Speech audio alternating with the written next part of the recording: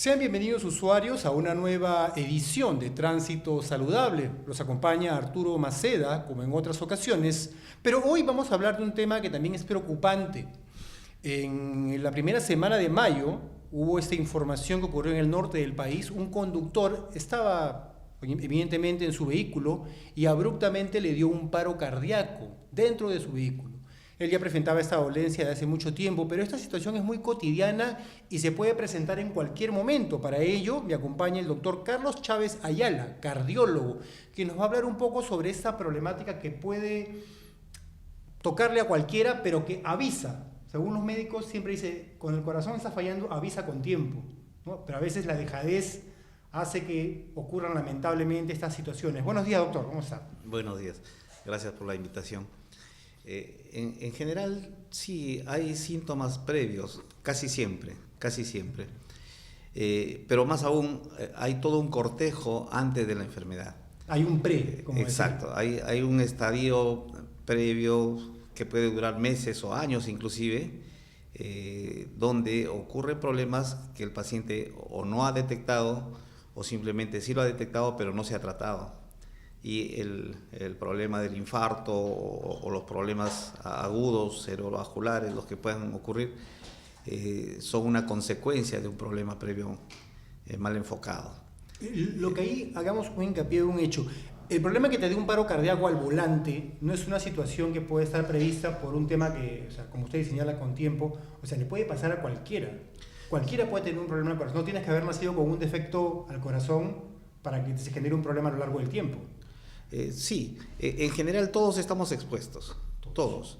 Pero hay un grupo poblacional que tiene mayor riesgo. Nosotros en la profesión hablamos de riesgos cardiovasculares.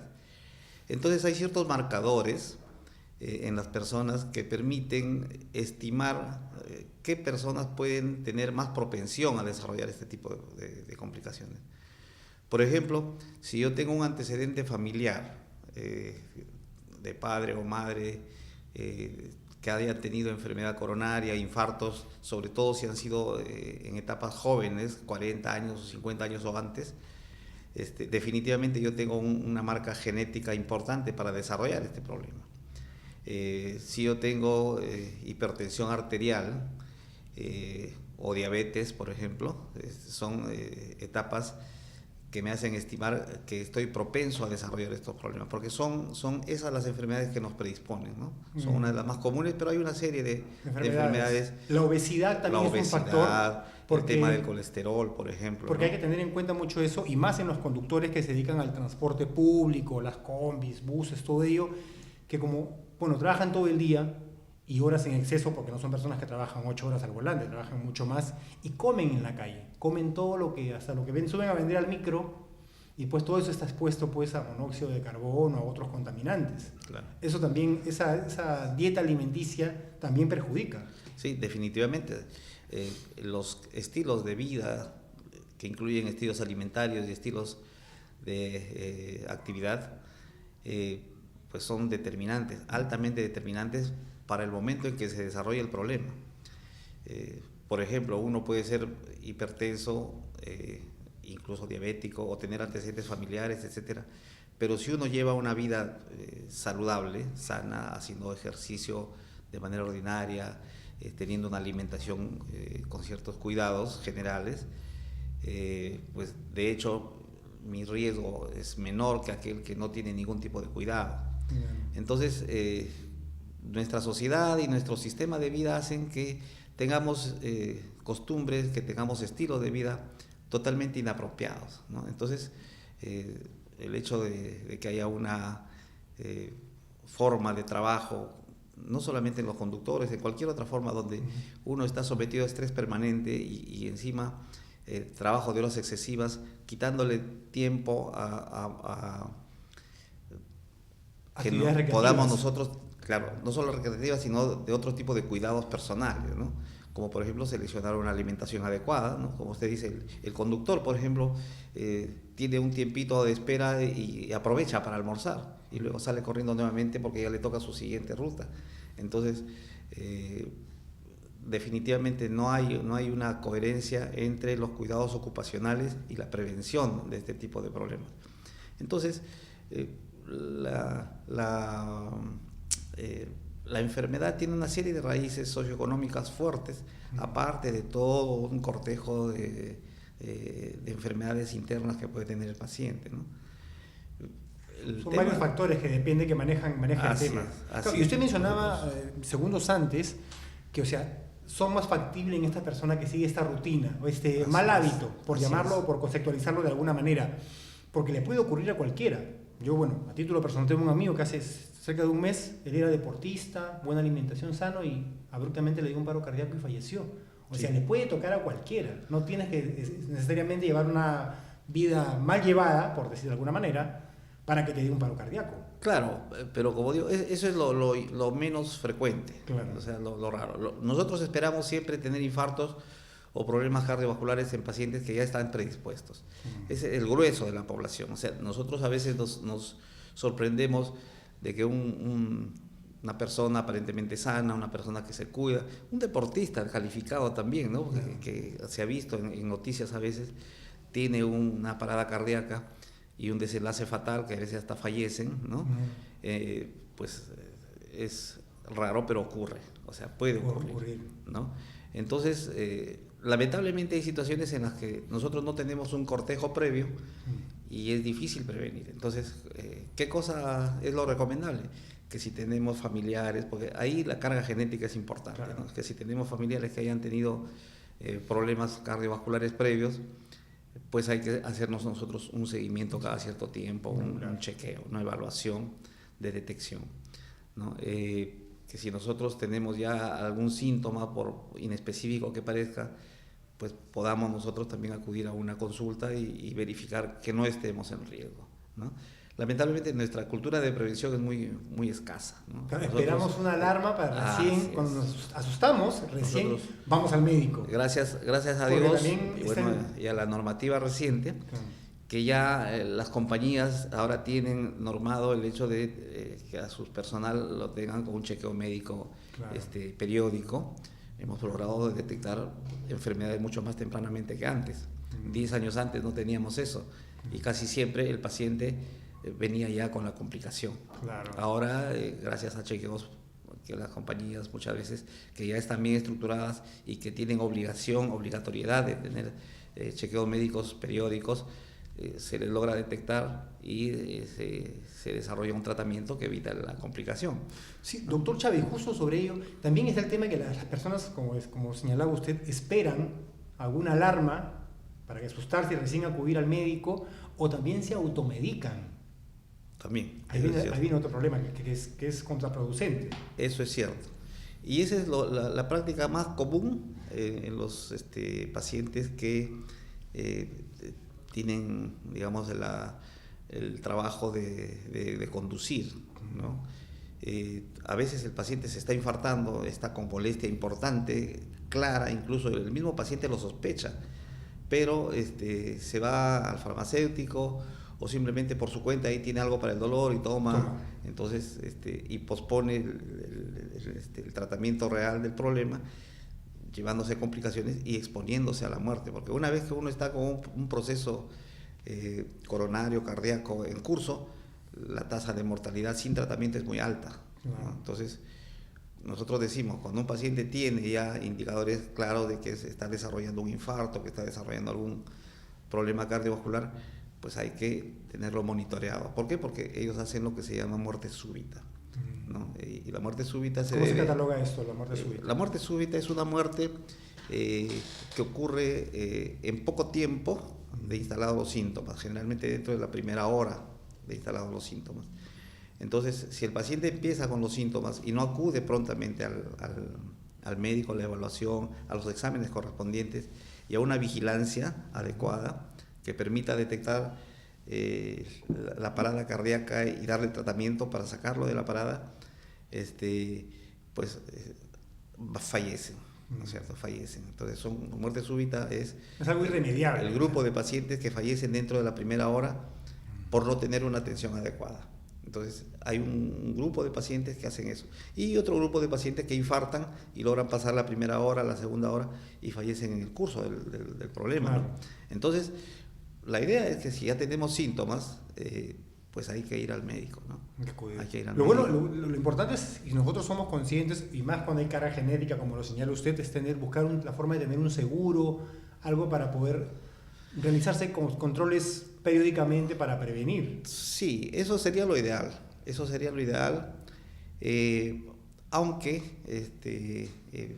aún sin tener un seguro, pues existen hospitales públicos donde Claro. uno puede hacerse una evaluación. Una evaluación. Y están medianamente implementados como para detectar estos problemas, ¿no? Y de alguna manera, con los conductores, pese a que, bueno, cualquiera podría decir, no, pues el conductor está manejando, está todo el día en movimiento, pero está sentado, y ahí hay cierto sedentarismo. Es un sedentarismo total. A pesar que esté en movimiento el vehículo, él no se está moviendo, porque él está sentado todo el día. Así es. Y está sentado y está estresado. Porque el conductor, sobre todo de transporte público, está sometido a la carga de tener que conseguir pasajeros, de tener que llegar a su hora, de tener que competir con el adversario o Claro. con el colega de otras compañías. Entonces, y vemos no solamente un estrés tremendo, sino también, digamos, el estrés familiar, digamos. Claro. ¿No? La responsabilidad, la Claro. carga, los gastos, Exacto, la o sea, preocupación. no solamente un estrés laboral, sino claro, también ese conductor el no solo hecho está de que manejando y está pensando. tiene que llevar lo que necesita. Claro, está ¿cierto? pensando, Entonces, o sea. nosotros hemos revisado, por ejemplo, acá en el Hospital Carrión, actualmente estoy en la jefatura del servicio, y tenemos dentro de los pacientes infartados casi el 25% son conductores, ¿no? Y de los que son conductores de vehículos, la mayoría son de transporte público y sobre todo las famosas combis, ¿no? Son un grueso de pacientes infartados son de ellos, ¿no? Y es que ellos están sometidos a tremenda presión de estrés. O sea, como en todas las enfermedades que actualmente se vienen dando, el estrés es un factor determinante, un flagelo también para el tema de los paros cardíacos. Definitivamente. Para todo lo que son enfermedades cardiovasculares, para todo lo que es hipertensión, lo que le llaman derrame cerebral. Claro, accidente cerebrovascular también. Problemas cerebrovasculares, infarto cardíaco, muerte súbita, arritmias, ¿no? El estrés es determinante. Y normalmente, bueno, el ciudadano común, hasta nuestros usuarios, los seguidores, siempre se hablan de algunos mitos, ¿no? Dicen, no, cuando te va a dar un paro cardíaco, te duele el brazo izquierdo. Hay varias de estas leyendas. ¿Son ciertas o no? Sí, lo que pasa es que en medicina no hay cosas absolutas. O sea, no es todo negro y todo blanco, sino hay una serie de matices, Claro. ¿no? De gris, desde el negro hasta el blanco hay matices de todo tipo. Y hay pacientes que son muy sintomáticos y que expresan los síntomas muy típicos, muy claros, muy sencillos de reconocer, donde incluso cuando el paciente está entrando a la emergencia, el portero ya lo ve con la mano en el pecho, sudoración y palidez, y dice pedir el pecho, el portero dice está infartando, ¿no? Ya es un infarto, pasen lo que es un infarto, ¿no? Claro. Pero hay otros pacientes que no tienen tanto cortejo sintomático, o sea, sus síntomas son muy larvados, o incluso existen lo que se llaman los infartos silenciosos.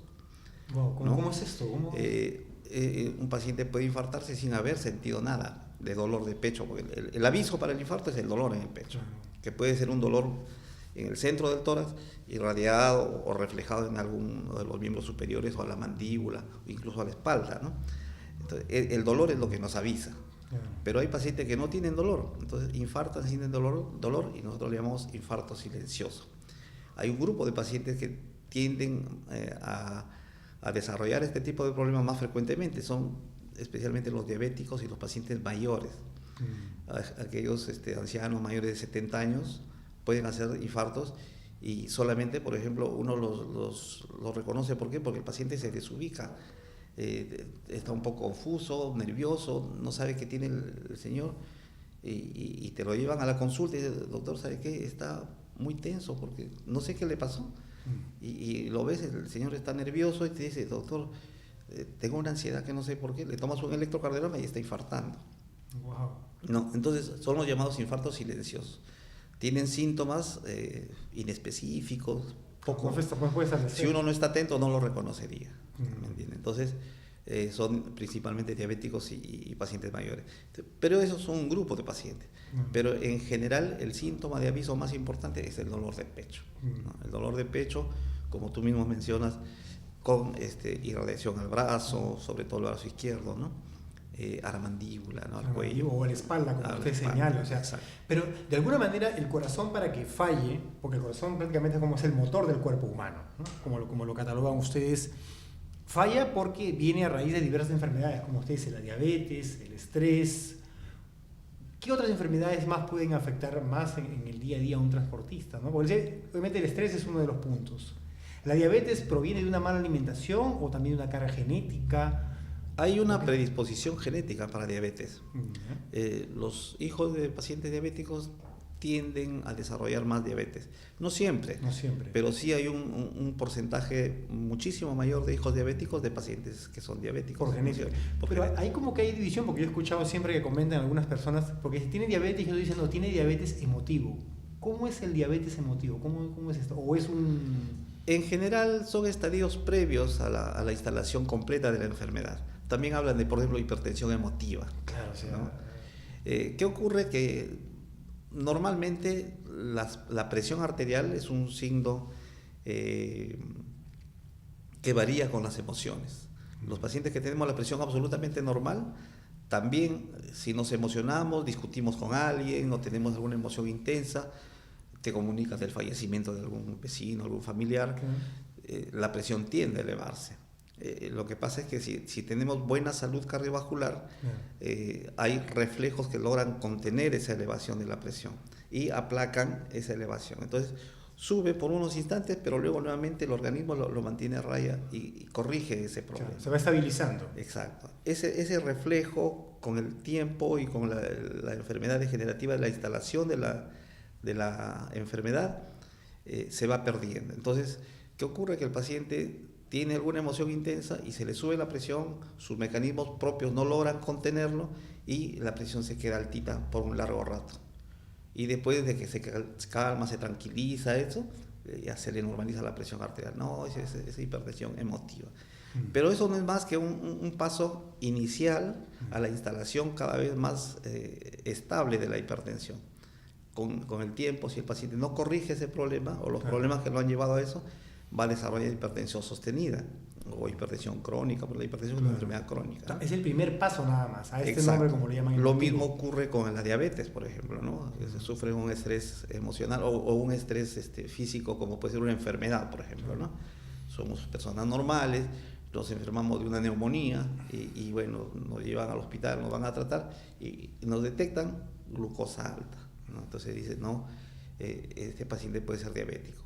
¿Y qué pasa? Que una vez que pasa la situación de estrés, que es la infección, en ese caso, la glucosa se vuelve a normalizar, le hacen seguimiento y su glucosa se mantiene normal, ¿no? Entonces le llaman, eso es una diabetes emotiva.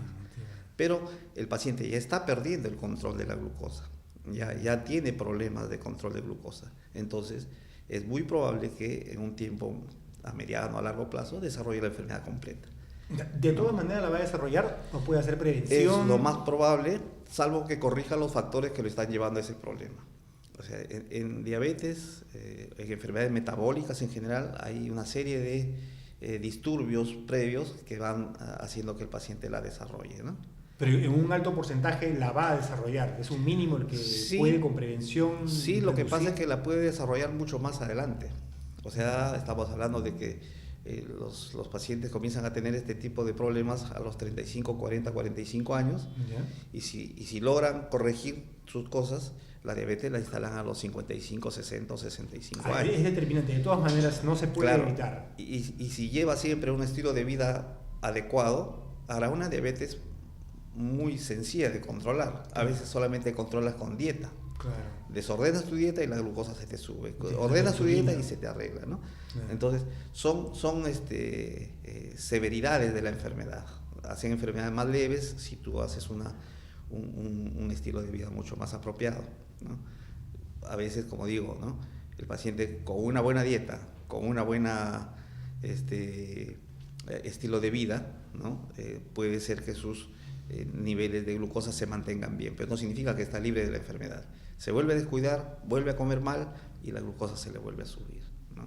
Es bien complicado, pero importante lo que nos señala el doctor Chávez Ayala, cardiólogo, con quien estamos conversando sobre puntualmente los paros cardíacos que le puede ocurrir a un conductor a bordo de su vehículo. Ya han habido casos, y también con personas sanas como deportistas. Nosotros volvemos tras la pausa aquí en Tránsito Saludable para continuar con este tema.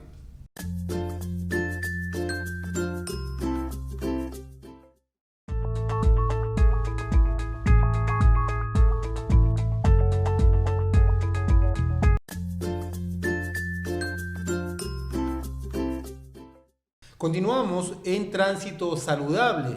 Me acompaña el doctor Carlos Chávez Ayala, cardiólogo, y conversábamos fuera de cámara porque denominábamos a este programa el tema del paro cardíaco, pero como él nos comenta, se dice que el paro es una de las etapas, porque todo el escenario se llamaría infarto, ¿no? Explíquenos un poco, doctor, cómo es todo ese proceso para poder comprenderlo. Claro, la enfermedad en sí es el infarto cardíaco. El infarto cardíaco consiste en que una de las arterias coronarias o una de los vasos de las arterias que le da oxigenación y nutrición al corazón se obstruye. Esa obstrucción hace que la porción del corazón que recibía sangre de esa arteria quede sin oxigenación y sin nutrición, y eso le da tremenda inestabilidad. Inestabilidad eléctrica, porque el corazón funciona a base de electricidad, ¿no? Y también inestabilidad en cuanto a su función contráctil, ya no bombea bien esa zona. Entonces, hay un grupo de pacientes que están desarrollando el proceso del infarto, y esa inestabilidad eléctrica que tiene lo lleva a que el corazón detenga su contracción y hacen paro cardíaco. Es un grupo de pacientes. Paro es una etapa nada más. Claro, es una forma de presentación de ese infarto. Es una complicación del infarto, el arresto o paro cardíaco, ¿no es cierto? Pero hay un grupo de pacientes que continúan infartando y nunca hacen paro cardíaco. El paro cardíaco, ¿qué cosa es? Es la falta de actividad del corazón. O sea, el corazón se paraliza. Se detiene. Y eso implica que si el paciente no recibe una ayuda inmediata, el paciente fallece en los siguientes minutos. ¿Por qué? Porque si el corazón está detenido, no hay quien haga el proceso de circulación y el cerebro en pocos minutos también muere. Y una vez que hay muerte cerebral, el paciente está virtualmente fallecido, ¿no es cierto? Entonces, ¿cuánto tiempo queda? Porque normalmente en las películas, series, vemos, dicen, no, tiene 5 minutos. ¿Hay un tiempo determinado? Sí, en general, hay un pronóstico bastante aceptable cuando se recibe asistencia en menos de 10 minutos. ¿No? Pero mientras más pronto sea la asistencia, la recuperación es menor y con muchas menos secuelas. Claro, porque no bombea sangre ni oxígeno al cerebro, y eso puede generar también Así es, o sea, problema. Mientras más tiempo el cerebro pasa desprotegido, o sea, sin circulación, sin oxígeno, más funciones pierde. Entonces, nosotros podemos sacar del paro a un paciente a los 12, 15 minutos, pero generalmente lo sacamos y queda con algún daño cerebral. Nosotros le llamamos encefalopatía hipóxica, ¿no? Y ese daño cerebral es variable y con una recuperación también variable, dependiendo pues si el paciente es más joven, más anciano, recuperará más o menos funciones. Pero lo ideal es sacarlo dentro de los primeros minutos. Por eso es que es tan importante que el paciente, cuando comience el proceso del infarto, vaya al hospital y se le coloque un aparato que se llama monitor cardíaco, ¿no? El monitor cardíaco no es más que un aparatito que tiene unas conexiones que le permite verificar el ritmo cardíaco del paciente. Mientras su ritmo cardíaco va bien, el aparato sigue funcionando normalmente, pero cuando el paciente comienza a tener arritmias malignas o comienza a hacer parada cardíaca, suena el monitor una alarma que pone en alerta todo el servicio, y vamos y lo asistimos inmediatamente. Generalmente se le hace desfibrilación, se le hace una serie de procesos, que es lo que nosotros vemos en la televisión con tanta emoción, ¿no? Claro. Entonces, y se saca al paciente del paro y el cerebro no quedó con daño cerebral. Entonces se recupera muy bien. Hay una buena cantidad de pacientes que hacen paro cardíaco durante el monitoreo, durante la atención de la enfermedad, y salen fácil, ¿no? Salen, porque mientras menos tiempo pase el paciente en paro, la recuperación es mejor y más sencilla, ¿no? Entonces, la recomendación en general es que si nosotros reconocemos que estamos en el curso de un infarto, vayamos para que se nos brinde esa vigilancia intensiva lo más pronto posible. Nosotros tenemos todavía, digamos, que lidiar con una desinformación tremenda de la población. Hay pacientes que, por ejemplo, están con dolor, saben que tienen esa predisposición, se les ha advertido, a veces han ido a charlas inclusive, y saben que probablemente están infartando, pero están en su casa porque tienen que esperar a que llegue su hija, están en casa porque tienen el temor de que vayan al hospital y en el hospital le digan que es un infarto. O sea, como si al hacer el diagnóstico le estuviéramos fabricando el problema, claro, cuando el problema ya lo tienen encima, ¿no? Entonces hay que, digamos, motivar a la población a que una vez detectado asistan a un centro de salud lo más cercano posible, ¿no? Con la corrección que ha hecho el doctor es importante porque ha ampliado el panorama y es infarto cardíaco en sí lo que se da, pero este problema en sí es para todo el grueso de la población nacional, evidentemente, es como estar conviviendo con el enemigo porque eso no establece edades. No quiere decir que un infarto cardíaco solo le da a las personas de la tercera edad o a una persona mayor. Esto le puede ocurrir a cualquiera. Por supuesto, por supuesto. No hay rango de edades aquí.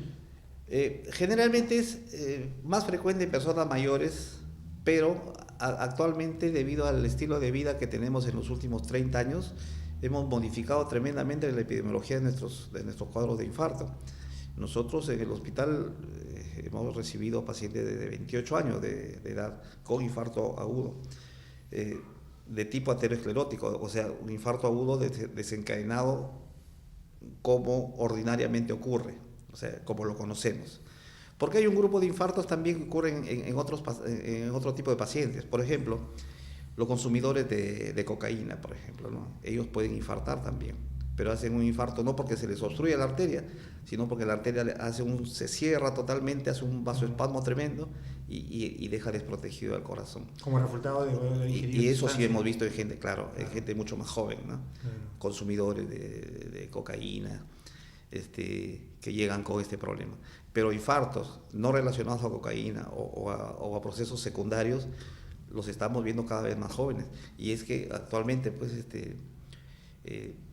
o por lo menos recién en este último año o hace un par de años, se está creando conciencia sobre la importancia que tiene el patrón alimentario para prevenir estas enfermedades.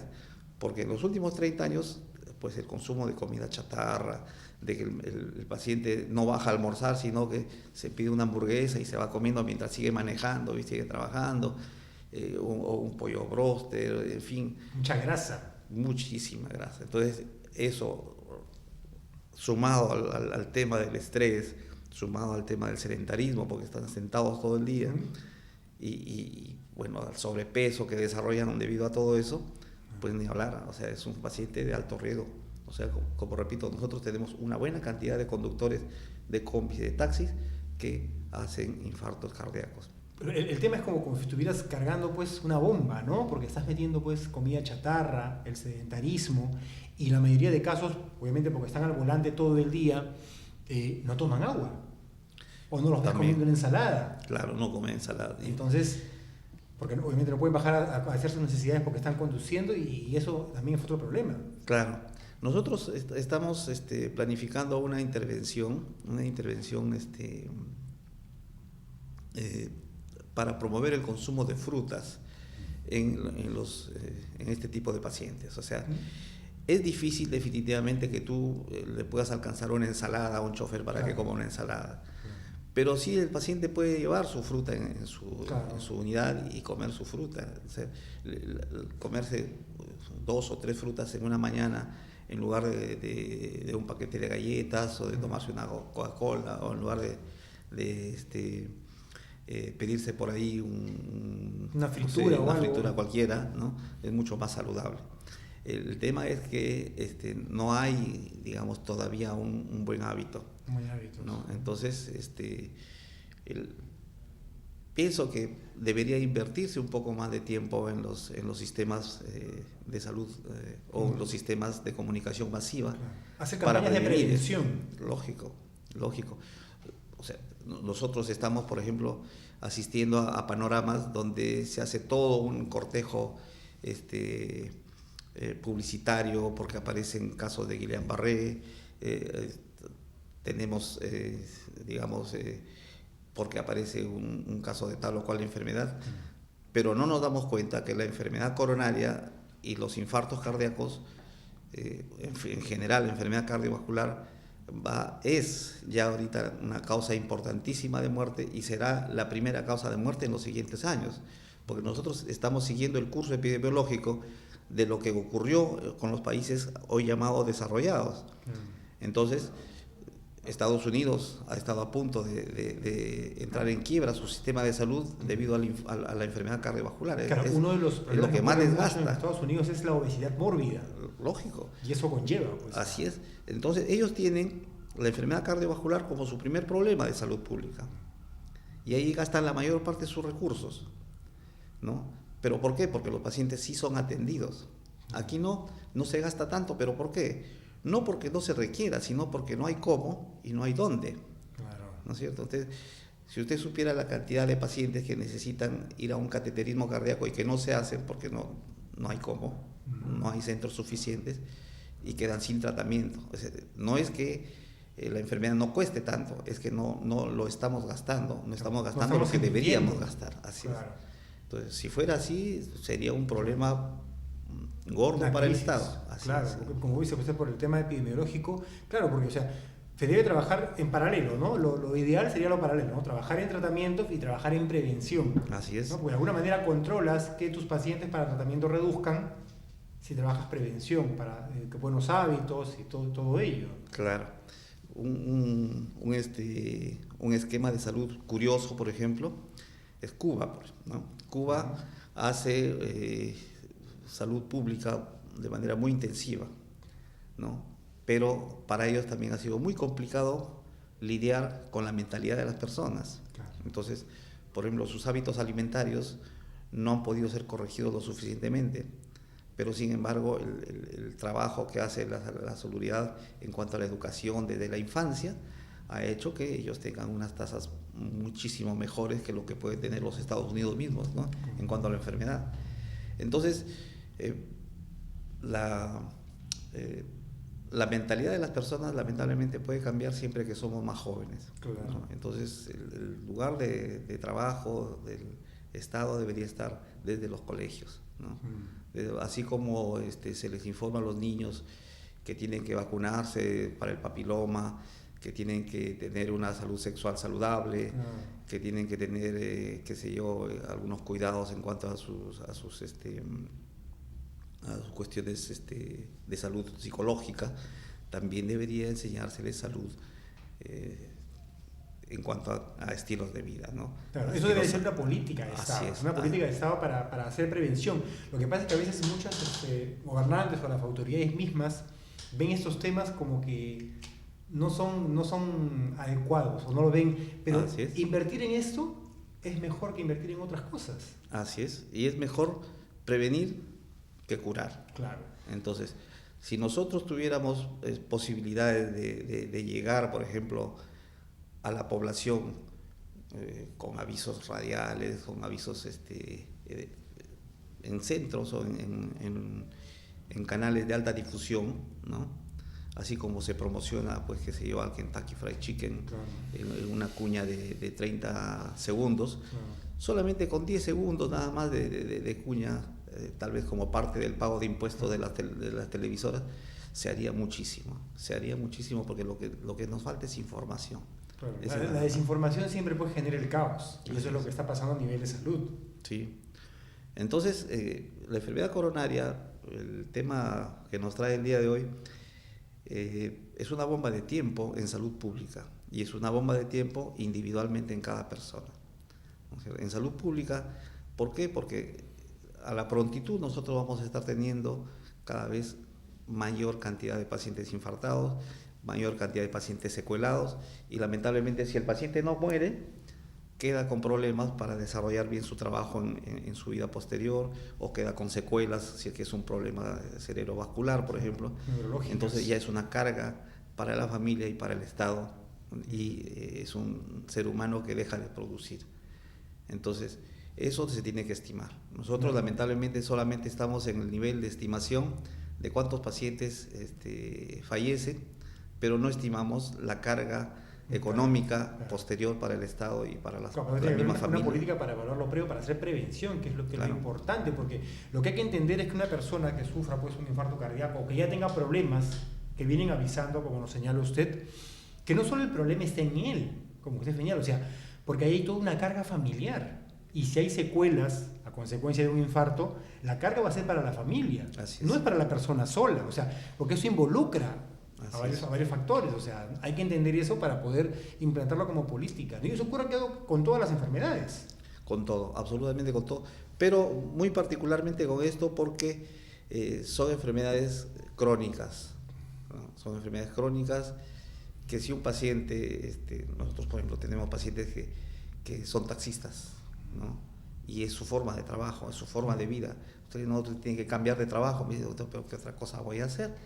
Si son 30 años que trabajo de taxista y ese es mi trabajo. Entonces, ¿cómo protegerlo bien para que no haga un reinfarto, un segundo evento? Entonces, pues, ya que tenemos la oportunidad de mirar las cosas antes de que ocurran, antes de que nos compliquemos, pues, démonos una vueltita por el cardiólogo, por el médico general, que nos dé una chequeadita. Ahora hay tablas muy claritas donde el médico general puede evaluar el riesgo cardiovascular de cada paciente y decidir qué paciente necesita ir donde el cardiólogo, qué paciente necesita hacerse tal o cual estudio adicional.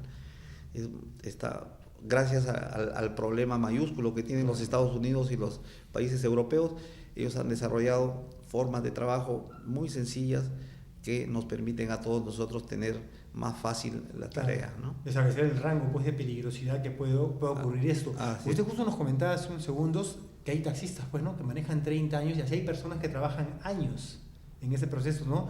Y en ese tipo de trabajo de conducción vehicular y después, bueno, tienen que pues, dejar ese trabajo por un tema de salud y les afecta también. Claro. Se acostumbran, ¿no? Están acostumbrados a estar todo el día en la calle, que ya quedarse en casa les afecta.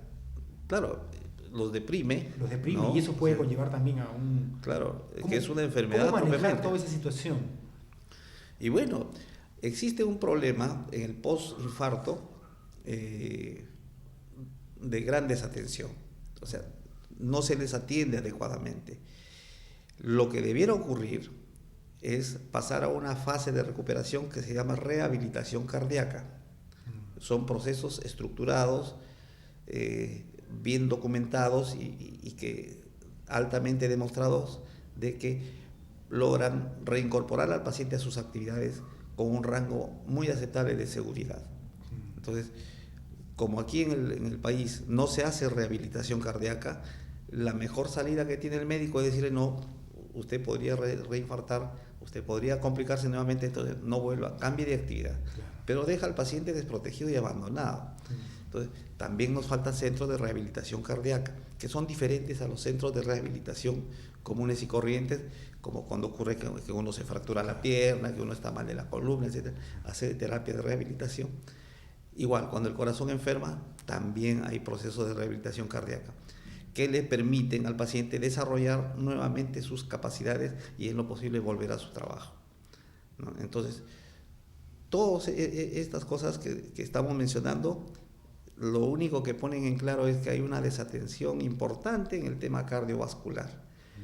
Desde la prevención, la atención misma del proceso y la atención posterior al proceso, ¿no? Entonces, toda esa ruta pues es un largo camino que nos queda todavía por recorrer.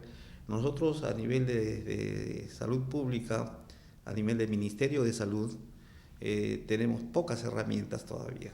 Si bien el SIS ha resuelto muchas cosas, el Servicio Integral de Salud, para los pacientes que no tenían otro tipo de protección, sin embargo todavía los recursos son muy escasos. Por ejemplo, si un paciente necesitara dentro de su proceso de infarto un cateterismo cardíaco salvatorio de urgencia, etcétera, la mayoría de hospitales no lo tienen. Entonces, ¿a dónde tenemos que enviar? Tenemos un solo centro en Lima que nos recibe, que es el centro referencial y que anda un centro para claro, todo el país. No se puede. Imagínate, ¿no? Entonces es tremendo. O sea, que el SIS se haya propagado, por decirlo de alguna manera, es bueno, pero tienes que implementarlo. Así porque no es fácil, no es decir salud para todos, pero si nos da los equipos necesarios, los instrumentos, los Así es. medicamentos, ¿cómo lo haces? Porque el médico hace lo que está en sus manos, pero tampoco va a hacer magia, ¿no? Claro, claro, y bueno, la salida por ahora está muchas veces en las posibilidades familiares que puede tener de pagarlo de manera privada y irse a un centro privado, ¿no? Pero no debiera ser, ¿no? ¿Por qué? Porque la gran mayoría de la población no está a la altura económica como para pagar este tipo de procedimientos que son costosos. Entonces, por eso digo yo, si bien es cierto, no estamos todavía concibiendo la enfermedad coronaria como un problema de salud pública, no es porque no lo sea, no lo es porque no lo notamos, porque no estamos gastando lo que deberíamos gastar en eso. Claro. El día que decidamos tener un manejo decente de la enfermedad coronaria y de los infartos, y decidamos tener 3, 4 hospitales de referencia, quién sabe, 1 o 2 en provincias siquiera, y veamos lo que se gasta, entonces sí sabremos que es un problema de salud pública porque el gasto que se demanda es altísimo. Y recién ahí tal vez nos estemos animando a comenzar a invertir en educar a nuestros niños. Es que todavía no lo ven porque no lo comparan, porque en sí, por lo que me va comentando usted, este problema cardiovascular está más presente en lo que es nuestra población económicamente activa, que son la mayoría, la gente que trabaja. Así es.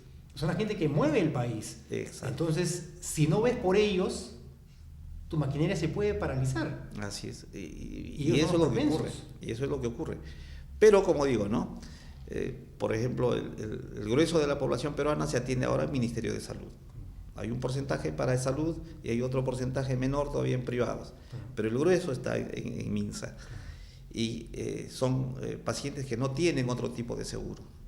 O sea, y por eso se afilian al seguro integral, ¿no es cierto? Esos pacientes, cuando dejan de trabajar, nadie se da cuenta.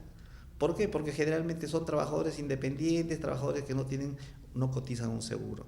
Entonces, como nadie se da cuenta, los que sí se dan cuenta y lo padecen son los familiares, porque ya no tienen quien produzca para esa familia y su estatus económico se deteriora cada vez, ¿no? Entonces, o sea, es una cadena. Es una cadena. Es una cadena que desencadena y que arma todo. Y doctor, según la experiencia que tiene usted y el manejo epidemiológico, ¿podemos determinar en nuestro país qué porcentaje de la población tiene ese problema y los que tienen la posibilidad o van a conllevar a tenerlo en el grueso de la población?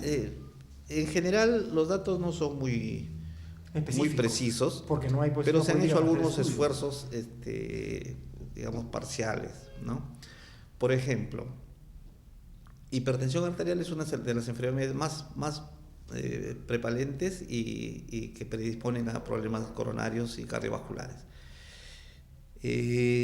La Sociedad Peruana de Cardiología hizo un ensayo, un estudio previo epidemiológico y determina que alrededor del 30% de los adultos, en pacientes mayores de 18 años, padecen esta enfermedad. O sea, hablamos 30%. De cada 10, 3 tienen ese problema. Y si lo enfocamos de esa manera, 3 de cada 10 están predispuestos a tener infarto. Ahí suman 6. Por ejemplo, ¿no? 3 de cada 10. Ahora, si a eso le añadimos el tema de que diabetes es otra enfermedad prevalente, ¿no? Entonces podemos tener también un grueso adicional. Y así, conforme vayamos sumando. Las enfermedades que se van dando van conllevando a eso. Así es. Entonces, es difícil estimar la cantidad de pacientes predispuestos, pero sí es mucho más factible determinar a través de los certificados médicos de defunción cuántos fallecen por infarto o por enfermedades de este tipo. Entonces, ¿qué es lo que se determina? Que lo que son llamadas enfermedades crónicas, enfermedad coronaria, enfermedad cardiovascular, es la primera causa de muerte. O sea, podríamos de alguna manera estimar que cerca o aproximadamente 50% de nuestra población está con este problema, con esta carga. Así es. O sea, estamos hablando de la población adulta, ¿no? Recordemos que hay un grueso de la población que son menores de 18 años, pero de los mayores de 18 años hay un grueso que está tal vez arriba del 30% y quién sabe esté llegando, como dices, al 50% que está predispuesta a tener este tipo de problemas. Preocupante, o sea, la alarma, importante la información, la alarma que da el doctor Carlos Chávez. Doctor, ¿Qué recomendaciones para poder controlar? Ya que, bueno, si el Estado mismo no ve por uno, también uno también tiene que buscar su bienestar. Sí. ¿Qué recomendaciones, cómo puede cambiar, ¿no? Aquellos que nos ven, si hoy usted lleva malos hábitos, ¿qué puede cambiar para poder evitar o tratar de controlar y aminorar esta situación? Primero es importante determinar que el estado de salud difícilmente lo determina el mismo sujeto, la misma persona. O sea, yo me siento bien y por eso estoy bien. No es así, porque yo puedo estar con la presión alta y me siento bien. Claro. Entonces, ¿qué tengo que hacer? Tengo que ir a donde un médico para que cada cierto tiempo nos evalúe y nos diga, estás bien, ¿no? La recomendación es que en pacientes menores de 40 años se haga esto al menos cada 5 años. Y en pacientes mayores de 40 años, si no es anual, por lo menos cada 2 años, ¿no? Una revisión, que me midan la presión arterial, que me midan los niveles de glucosa, que me hagan una evaluación y que me revisen también de paso cómo van mis hábitos alimentarios y mis hábitos del estilo de vida, ¿no? Consejería. Ahora hay en los centros grandes, en los hospitales, hay preventorios que están dedicados a eso. Pero aún así, si no está un centro grande, a un centro de menor complejidad, que puede ser un centro de salud, donde uno conversa con el médico y el médico por lo menos le detecta las enfermedades más comunes y nos informamos. Segundo, una vez que estamos informados, tenemos que enfrentar el problema. Porque si me dicen que estoy con la presión alta, tengo que ver cómo corrijo, claro, cómo me voy a tratar, cómo me voy a cuidar, ¿no? Entonces, lo mismo con diabetes, o lo mismo si me dicen que estoy con sobrepeso, trato de corregir. Si me dicen que estoy con algún otro tipo de problema que me predispone, también trato de corregir. Entonces, esa actitud debe tener cada persona, y pensar no solamente en que esto nos va a matar, o a veces uno piensa, no, a mí no me puede pasar porque, bueno, es raro, pues, ¿qué me va a pasar a mí? Pero cualquiera le puede tocar. tocar. Yo estoy bien, claro. Pero sobre todo pensando también en nuestras familias, porque recordemos, ¿no? Como mencioné, un paciente que infarta, un paciente que tiene un problema cerebrovascular, tiene una secuela, desprotege a su familia. Desprotege. Si nosotros queremos a nuestra familia, tenemos que revisarnos y tenemos que corregir lo que tengamos en defecto. Y ya una vez ya dentro del contexto mismo de la enfermedad, es decir, si me da, ¿no? Si me da, lo primero que tengo que hacer es comunicar a alguien, ¿no? Porque lo peor que puedo hacer es, siento una molestia, me siento raro, no va bien, y sigo como si nada pasara, y el cobrador o quien me esté acompañando no se entera del problema, y de pronto ya, cuando ya se complica, ya fue tarde. Entonces, comunicar. ¿Para qué? Para que esa persona me pregunte, ¿pero puedes seguir manejando? Sí, y al rato, si va empeorando, porque eso puede ser en minutos, claro. Ahí sabes que me siento peor. Maneja tú, o sabes que mejor te dejo el carro acá, yo me voy a agarrar un taxi y me voy al centro más cercano, ¿no? Donde me puedan ir y descartar, ¿no? Eso es importante, ¿por qué? Porque las enfermedades cardiovasculares, si bien es cierto, tienen avisos, no siempre los avisos son para que te trates dentro de horas. A veces ocurren los problemas en los siguientes minutos. Entonces, cuanto antes, ¿no? Hemos tenido pacientes que han hecho eso, han dejado abandonado su carro, se han bajado y se han subido a otro carro y le han dicho, ¿sabes qué? Llévame al hospital porque siento mal. Y entrando al hospital, le dan su parada cardíaca, los hemos reanimado, los hemos sacado y han salido bien, ¿no? Ya el carro, la policía lo llevaría, la grúa, qué sé yo, ¿no? Pero lo que importa es la vida humana, ¿no? La vida humana. Entonces, pues hay que tomar las medidas del caso y acudir a pedir ayuda lo más pronto posible en este tipo de enfermedades, ¿no? Muchas gracias, doctor. La información revelada, pues hay que tomarla en cuenta, hay que valorar. Importante, en primer lugar, hacer prevención. Importante, prevenir, cambiar los malos hábitos para evitar estos problemas y hacerse los controles respectivos, ¿no? Según las edades, como mencionó el doctor Chávez, ¿no? Cada 5 años o una vez anualmente, o dejando 2 años, para poder evitar estas situaciones, ya que un infarto puede, pues, tocarle a un conductor en cualquier momento, como señalábamos que ocurrió en mayo pasado con un conductor en Piura, y evitar estas situaciones que, como decimos, no solo afecta a la persona, sino a la familia también se involucra en ese problema que se vuelve una carga, evidentemente. Nosotros nos reencontramos la próxima semana en Tránsito Saludable. Para mí fue un gusto haberlos acompañado en esta ocasión.